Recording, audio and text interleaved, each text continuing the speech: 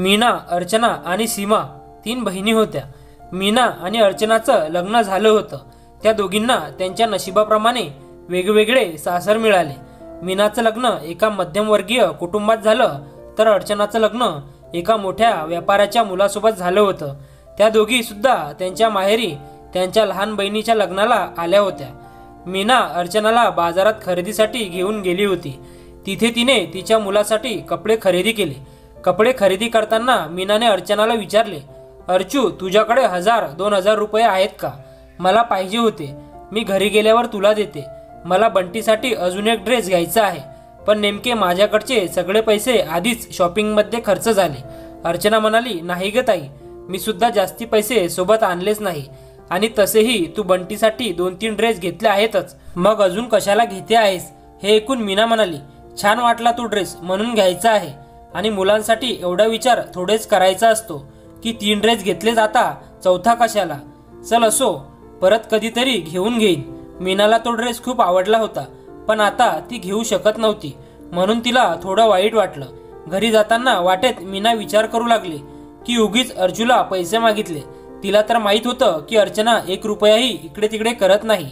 जरी ती म्हणाली होती की तिच्याकडे पैसे नाहीत आता, पण ती खोटं बोलत होती, कारण तिला माहित होतं की जर आता बंटीच्या ड्रेससाठी पैसे दिले तर ते माघारी घेऊ शकत नाही। आजपर्यंत तर कधीच काही घेऊन दिलं नाही माझ्या बंटीला। मोठ्या घरातली सून आहे म्हणून काय झालं?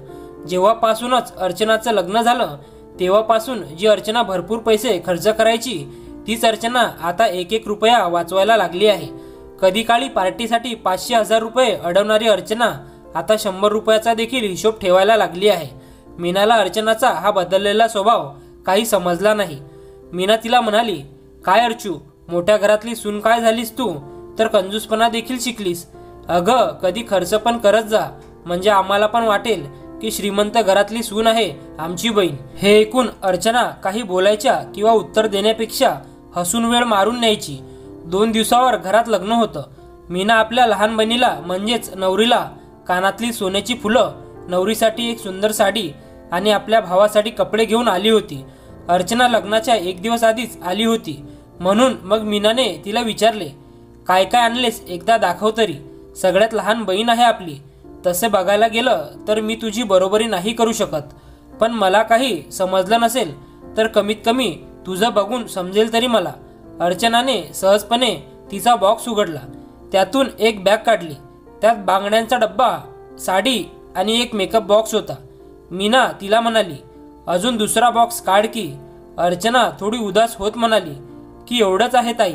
मीना हसत म्हणाली, बरं बरं, मला माहीत आहे, सरप्राईज आहे ना।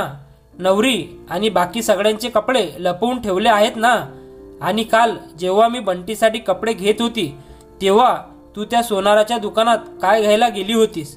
सगळं लपवायला लागलीस माझ्यापासून। मोठ्या घरची सून झाली ना आता, मग काय मोठी बहीण सुद्धा तुला आता छोटीच वाटणार?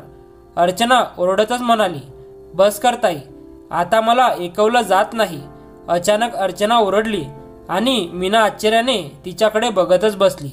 अर्चना रडत म्हणाली, सगळेजण मला बोलतात, सगळ्यांना वाटतं मी कंजूस बनली आहे, पायी पायी जोडू लागली आहे, सासरची बनली आहे, आणि अजून बरंच काही, पण कुणी माझी स्थिती माझ्या आतमध्ये डोकावून पाहिलं आहे का की काय काय चाललंय? हो, करोडपती आहेत माझे सासरचे, पण व्यापारासारखाच घरात देखील 1-1 रुपयाचा हिशोब असतो। मी जेव्हा माहेरी येते तेव्हा पैसे मला अगदी मोजून दिले जातात, आणि पुन्हा त्याचा हिशोब सुद्धा घेतला जातो।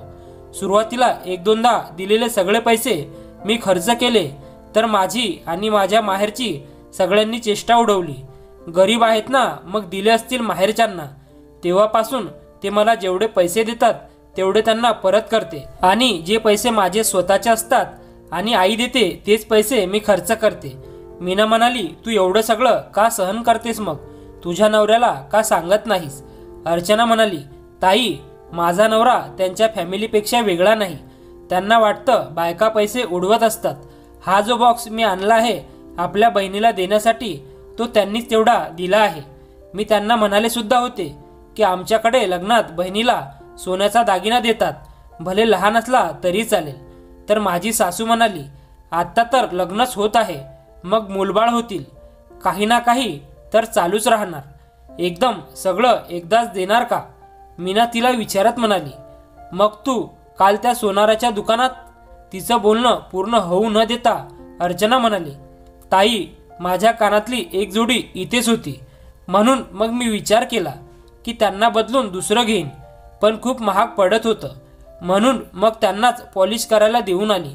अर्चनाला एक एक शब्द बोलताना भरून येत होतं. मीना म्हणाली, पण मग हे असं कुठपर्यंत चालणार अर्चू? तुझ्या नवऱ्याला सासरचं कर्तव्य सुद्धा पार पाडावे लागणारच ना. हेच बघ, आता तुझ्या जिजूला मोजकाच पगार आहे, तरी सुद्धा मला कधी खर्च करण्यासाठी अडवत नाहीत, कारण त्यांना स्वतःला चांगलं माहीत आहे की मी फालतू खर्च करणार नाही, पण आवश्यक असेल तिथे खर्च करावाच लागतो. तुझा नवरा आणि तुझ्या सासरचे लोक जर समजत नसतील तर तुला त्यांना समजावून सांगावेच लागेल. अर्चना म्हणाली, तुझं बरोबर आहे ताई, म्हणूनच तर म्हणतात ना की आपल्या बरोबरीवाल्यांशीच नाती जोडावीत.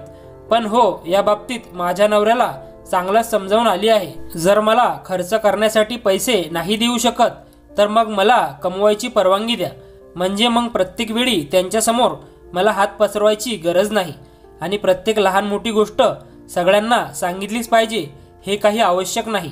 माझ्या सासरचे लोक जे विचार करतात त्यांना करू दे, पण माझ्या नवऱ्याला तर त्याच्या बायकोच्या भावना समजायला पाहिजेत ना.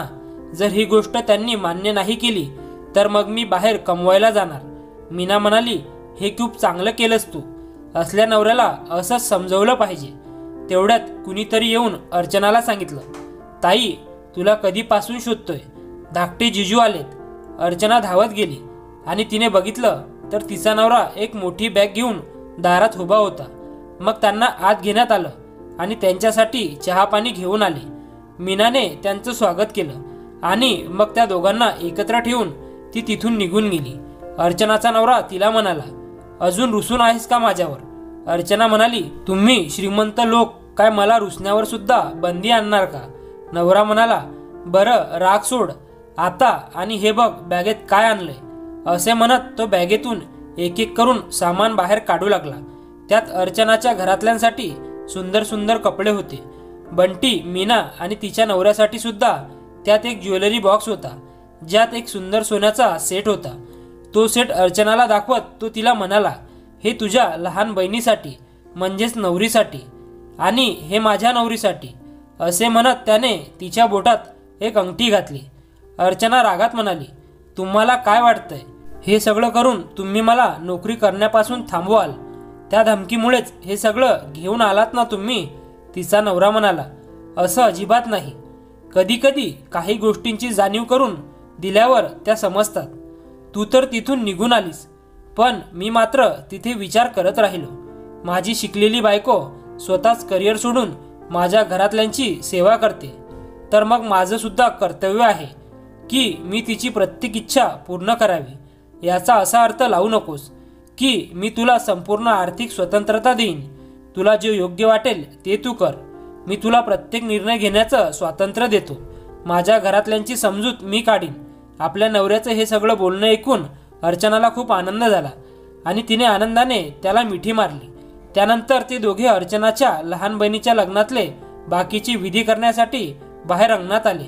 अर्चनाचा तो आनंदाने खुललेला चेहरा बघून मीनाने अंदाज बांधला की आता त्या दोघांच्यात सगळं काही ठीक झालं आहे. धन्यवाद.